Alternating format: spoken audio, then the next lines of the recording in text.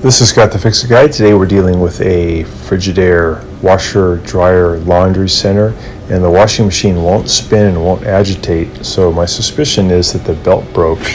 So I'm going to remove two Phillips head screws here at the bottom from the front panel, and these just will zip out, and then take a standard head screwdriver and push it in between the top and push down, and that'll release that front panel. We can get it out of the way, and then just want to look in there to see if the belt has fallen off. Make sure you've got it unplugged, because you don't want to have this thing start spinning when your hand is in there.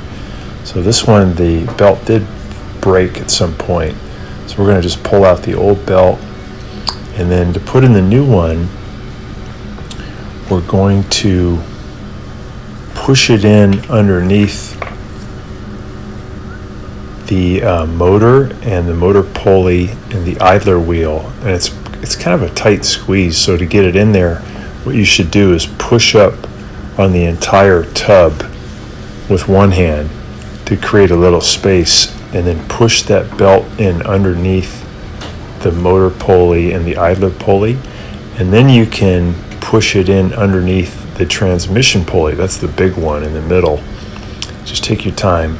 So you want to try to get it to go over the motor pulley and the idler pulley, and then you're going to push it over the big pulley, and as you get it over the big pulley, you're going to turn that wheel clockwise. So you're turning it with one hand as you push with your other hand too on the smaller pulleys until it feeds itself over the big pulley. So you always start with the little pulleys and then push it over the big pulley. It's spring loaded, so it'll kind of self feed. Just take your time and it'll get on there, and just confirm that it's on all three of the pulleys.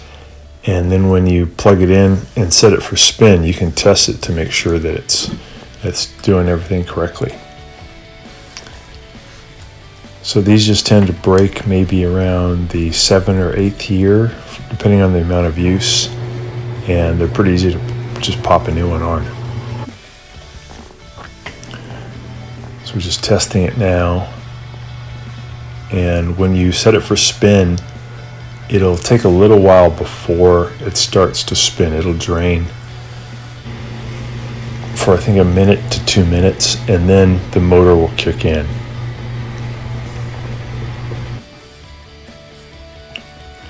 To put the front panel back on, you just push it into position, and then you want to get it to go back up.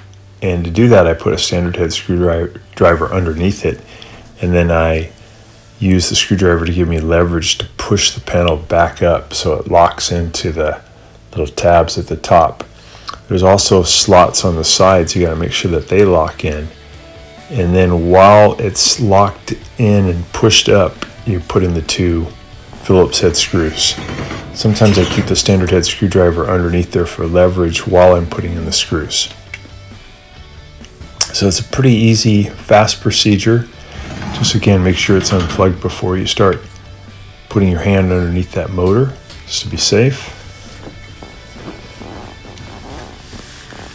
Sometimes these are a little rusted, so take your time to get the screws back in. Putting a little oil on the screw will help on the threads.